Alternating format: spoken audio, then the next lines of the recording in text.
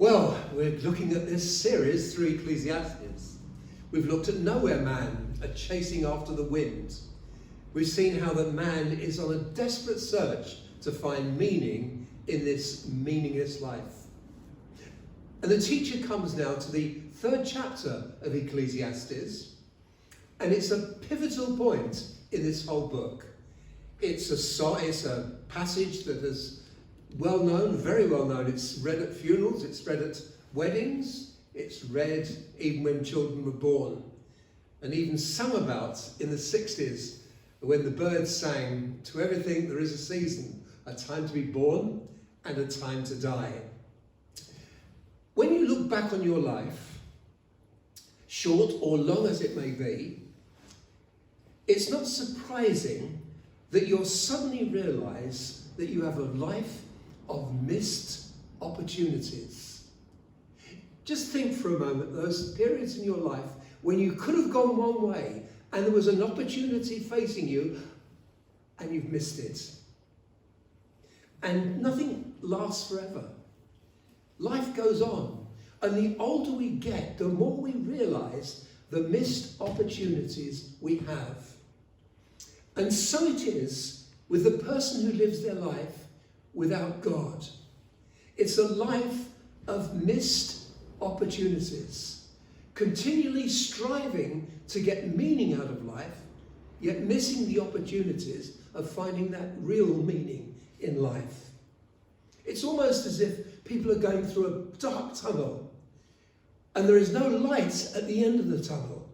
And they think the light at the end of the tunnel is work, pleasure, all the things that we've been looking at. Yet still there is no light at the end of the tunnel. And they're saying, I'm missing some opportunities. The Beatles wrote the song Fool on a Hill. And they looked at people who live their lives almost as if they're not seeing things. The fool on the hill sees the world passing by. He's not interested in it. He just sees the world passing by and allows it to go on. That's what people are like today without God. Those of you who live your life without God today, you're a fool. You may say that's very insulting. No, it's not. It's what God said. He said the fool has said in his heart, there is no God. In the book of Hebrews, he actually emphasizes again and again, today if you hear his voice, do not harden your heart against him. And the book of Ecclesiastes has a key verse in chapter 3. And it's this verse. He said that God has placed in each one of us eternity. Do you know that every one of us that is born, God has placed in your life eternity? What does that mean? It means that God can communicate with you. Now the problem is that that communication can easily be stifled and we can lose that communication. But what I'm saying is this. You've got a missing ingredient in your life. It's that receptive nature that God can speak to you. You may be watching this on YouTube and thinking to yourself, can God speak to me? I'd say yes, because there is a sense in which there is a part of you where God can actually communicate with you. There is eternity in your heart.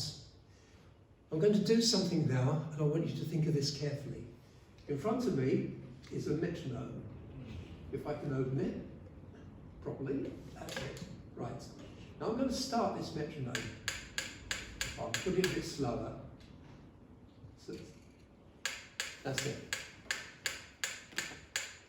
And I want you to watch this metronome as we speak. It's not here to hypnotise you, but I'm going to tell you at the end why I put this metronome there. God will communicate with you. And Ecclesiastes 3 tells us when God communicates with us. He starts off and he says there is a way in which God will speak to us at particular moments in our lives. He starts off by using two momentous events that happen to all of us. He says, there is a time to be born. There is a time to die. Momentous events. Most of you have known the birth of a child. If not, look at yourself. You were born. And when you were born, how did people react? I've seen people react in different ways. Some people say, well, a baby's born to us. Let's go and toast him in. Let's wet his head. And they'll go down to the club or the pub and they'll get themselves totally brummed. They get themselves drunk as skunk. They think that's the answer. God is speaking to you. There are some that when a baby is born, they become very emotional. And they say, look at this wonderful child, a gift of God for us. God has given us a child. And in those times, again, God speaks to us. There is a time to die. Another momentous time in our lives. And sad as it may seem, we all head that way. And the clock is ticking. And the nearer we get to that time when we have to shed this earthly body and go where? To the person who believes not in God, he thinks he's going to just not exist. But that's not what the Bible says. And that's not what you are saying truthfully in your heart, because God has placed eternity in your heart. And God communicates with you when you die. I've taken in my time hundreds of funerals, and it's interesting to see how people react at funerals. I've got one coming up in about 2 weeks' time. My sister died, and I'll be taking part of that service. And she believed in God, and it's going to be a time of sorrow. Of course it is. She's gone. She's moved on. She's gone to be with her God. But it's going to be a time of rejoicing because we know where she's gone. A time of assurance because we know where she's gone. God speaks to us through those times. So in the momentous events of life, God will speak to us. God speaks to us secondly in the creative areas of our lives. He says there is a time to reap, there is a time to sow, there is a time to plant, there is a time to sow, there is a time to kill, and there is a time to make peace and so that war ceases. Again, God speaking to us through those momentous times.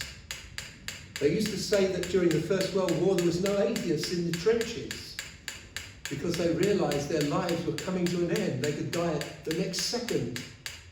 There is a time to reap. It amazes me. I have an allotment. I'm not a gardener.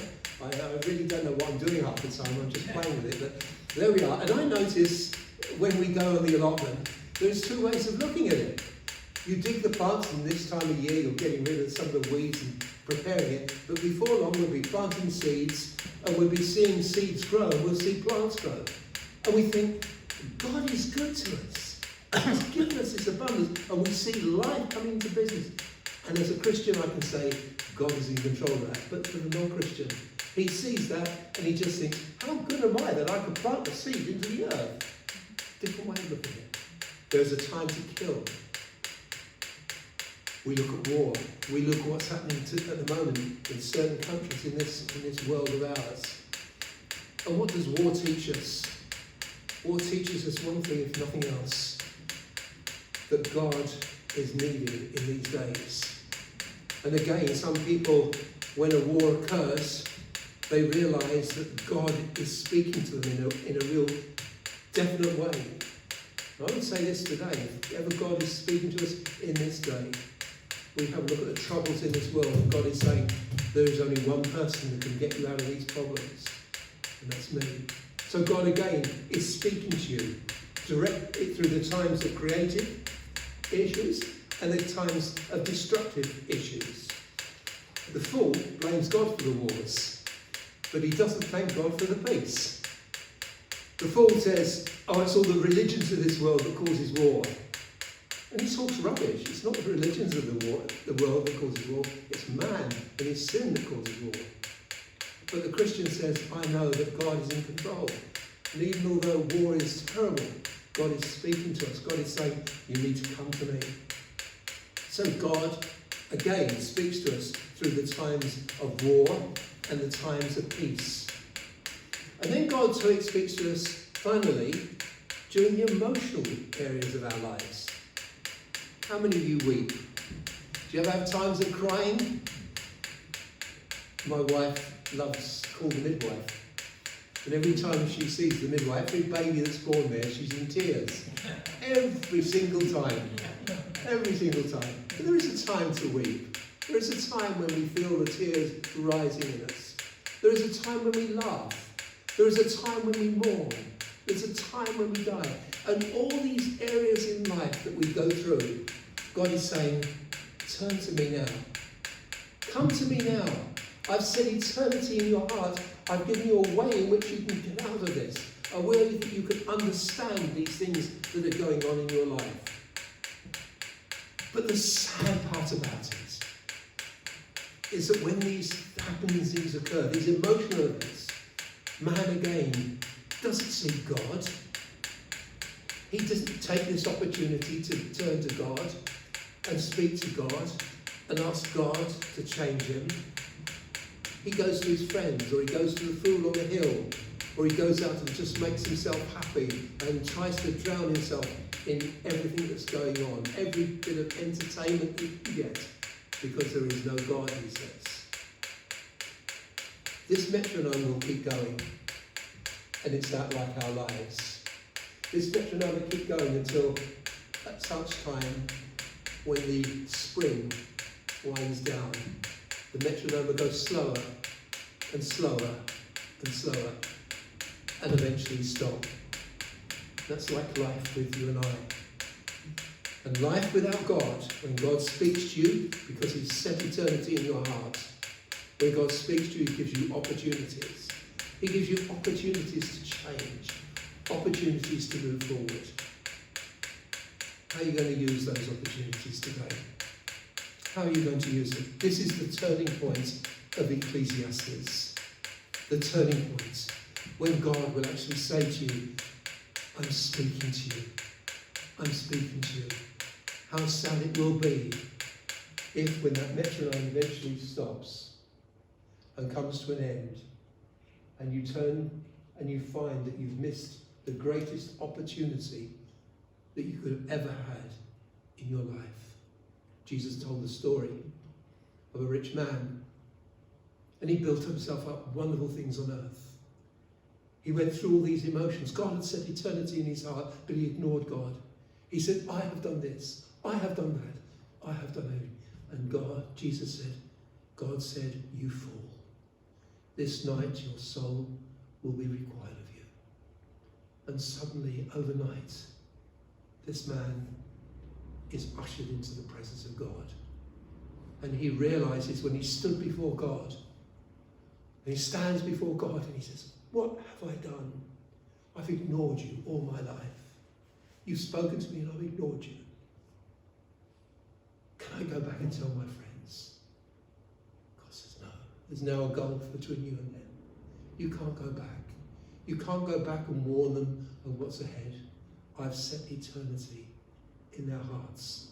And as they go through these things, emotions in life, they're given the opportunity again and again and again. This morning, God gives you that opportunity. In a couple of weeks' time, our next video will be on growing old without God. Young people may think their life is ahead of them, and really I'm talking to young people as well. They need to turn. But the older we get, the nearer perhaps that time comes when our lives come to an end, when we need God.